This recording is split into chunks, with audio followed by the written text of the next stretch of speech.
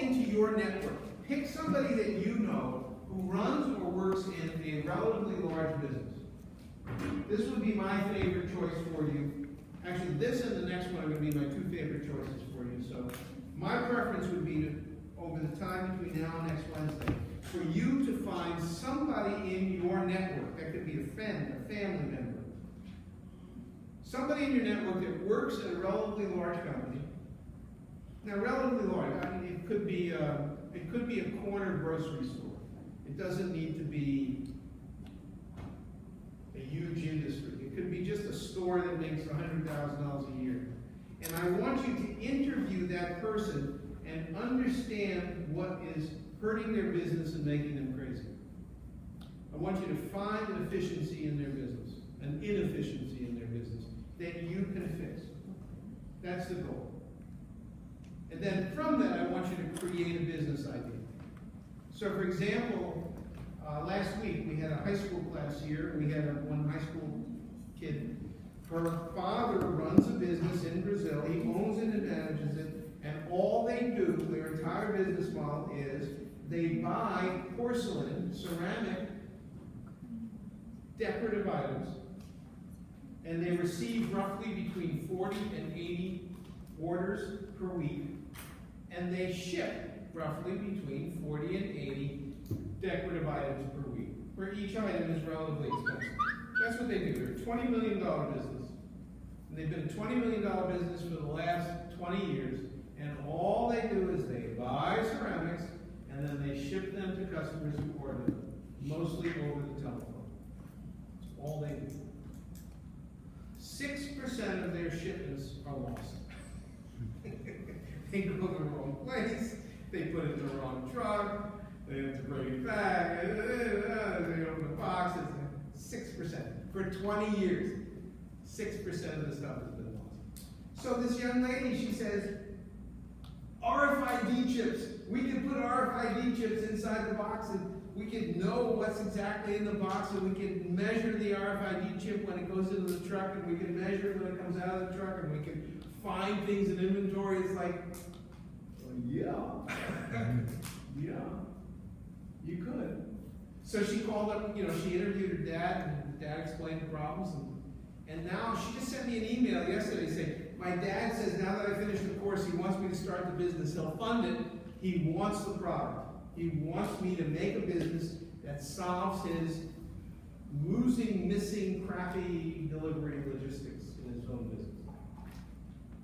Every one of you could start one of these businesses. It's not hard. Just like I went to Olympus, just like I went to the Associated Press, I can construct something of value that could change their business model. You can do the same thing. My preference for you would be to do that with your own families, with your own friends. Now, ideally, what we do is we work in small groups because we don't have time on the last day for, if there's 21 of you, for 21 presentations. So what I'm going to suggest is you form into groups of 3 or 4 students, so we have roughly 5 or 6 presentations on the last day, and that you debate with your peers to pick who found the best business model, the one that is the most compelling business, most interesting business to pursue. And just, divide into groups of 4 at your own discretion. Now, the last one, the one I'm adding for you is, if you have a B2C business, like yours, I want you to construct an ecosystem, understanding of who's in the marketplace that would be affected by your product, and how you would influence their business. And then your pitch is, you tell me who I am, you're going to explain to me what business you're going to make better by virtue of giving exclusive rights to using your technology, and how it's going to impact my business, what it's going to do for me. You understand? So a partnership, you're going to come up with a partnership target. And for anyone that has, and your same thing for your business. If you want to work on your business with your glass salad in a bottle, I want you to think about, on a B2B basis, the ecosystem of who's affected and how you're going, what your pitch is to that ecosystem partner. And remember, the pitch isn't more convenient, because I don't really give a shit about convenience. I give a shit about making money. So the pitch is always going to be, here's how you're going to make money, here's how you're going to save money, and now tell me about it. What's the deal to me? Okay? Same thing. Now, if you have a B2B business, if you already have a B2B business that you're working on, you can present that one if you'd like. You can present your B2B business and using kind of the same parameters in terms of the presentation. So here's the presentation. Statement of the problem, the estimated cost impact, or what does this cost me as for this problem? Your proposed improvement, what the impact will be financially, and then you can tell me how it works, because I know we're all interested in knowing how it works. Except for me. I don't know here. It's an engineer, go make it work. Whatever. Okay, you understand conceptually what it is?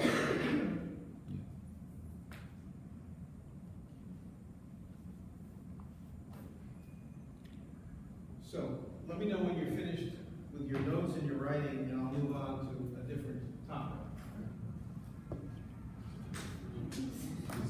Can you come back one for me? Sure, I'm sorry. Yeah.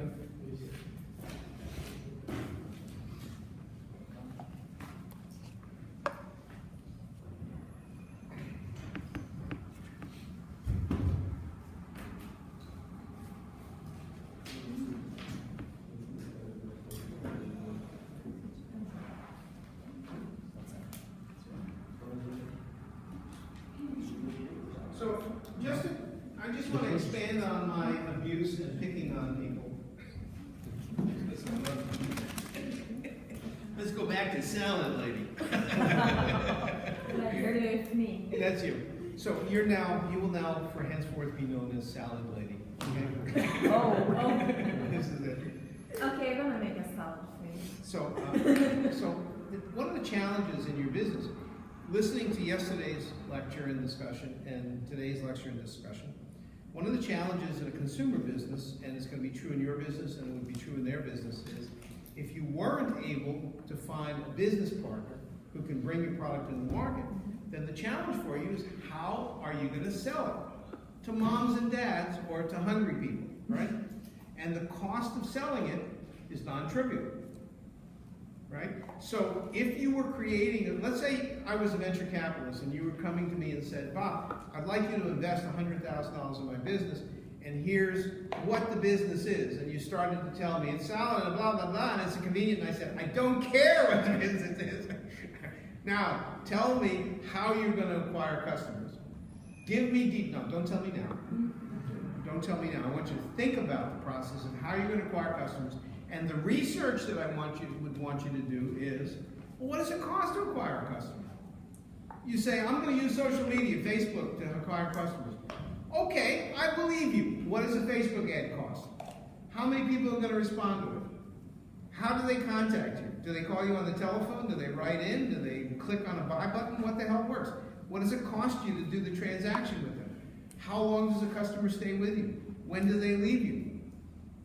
What was your customer acquisition cost? Did you actually make any money in the end? Right? The missing pieces in these consumer businesses is always about customer acquisition. And one of the challenges is that the customer acquisition process is often not linear. You go onto Facebook and you run a little test and you spend $100 and you say, oh, look, I got 4 customers for $100. My customer acquisition cost is $25. Okay, at least I understand what it is. But that doesn't necessarily mean if I spend $200, it's still $25. Or if I spend $1,000, it's still $25. So there's risks built into it that it's not linear. That I start putting more money in, and the customer acquisition, the number of customers that come out of it start to peak, and then I need a new channel. I need to know how. Right? And don't try to change consumer behavior. You can't afford it. You can't afford it. Right? That's a religion. So if your goal is to sell books to parents of children from 3 to 6, the first question I ask is, how do they currently buy? How do most parents currently buy? If most parents currently buy through this channel here, and they buy on this value set here, you're gonna win on the basis of a better value, I get it, but you better not say no, and they gotta go do this, I'm gonna train them. They're gonna have to stand on one leg and shout and stand in the Grand Canyon in order to buy my, give me a break, man, it's like, that's not the way people buy stuff. So you need to think about how people typically spend money and whether or not this is, you're really trying to do things in a consistent way where you're only changing one thing. Just one thing, one differentiator that makes you, right? But my preference is you do B2B. But you can do both. You can talk about the product on a B2C basis and then talk about it on a B2B. Challenge in your business is customer acquisition. And the challenge in a business, you guys, does everyone know your business? Does everyone understand it? No. I'm going to say your business just to make it more efficient, okay? Their business is, they're going to create a website, a portal of some sort. And there are two parties that are going to interact with the website. If I get it wrong, tell me, okay? One party that interacts are customers. And they are young parents, have young children, and they're interested in better reading skills for their kids. But then there's this interesting twist, it's kind of like Uber. The other interaction are writers, people who want to create reading materials for young children. And now we've created a free market where parents and writers can interact together. Maybe there's some controls to prevent pornography and other shit from getting on, right? We have to, right? There are regulatory environments we have to deal with. In the US, you can't advertise on these kinds of channels and stuff, but we have a marketplace now, and how do you make money? Well, the parents buy, and the website takes a little and gives a little back to the authors, and there's a business model, right? And in some ways, it's very similar to the Uber business model without the car, because what you're doing is creating a marketplace where individual sellers can meet individual customers, and between them, they can kind of arbitrarily decide what the value is and which ones are the best ones and which ones are the worst ones. So I like it. I like it because it makes the marketplace more efficient, right? But the challenges are, how do you get writers to the website? How do you get readers to the website? What does it cost to get somebody to the website? How much money do they spend once you got them there? Right? Those are the challenges to the business. It's like, those are much more difficult problems than the question of, can somebody write and the typical trap that your business falls into is when you're pitching your product, it's all about, and here's this fancy tool for editing, and here's another fancy tool for changing the background color, and here's a tool that lets an illustrator add a picture to a book when the writer, and here's a tool that lets a musician put a soundtrack behind a book, and it's all about the product. You're all about the product. But like, I don't care. That's kind of like my story yesterday. If the pizza's crap, we'll get a cook to fix the pizza. I don't care about the pizza. I care about how do you get customers and how do you create a business model. Right? That's the challenge. That's the problem with these consumer-based businesses. Okay?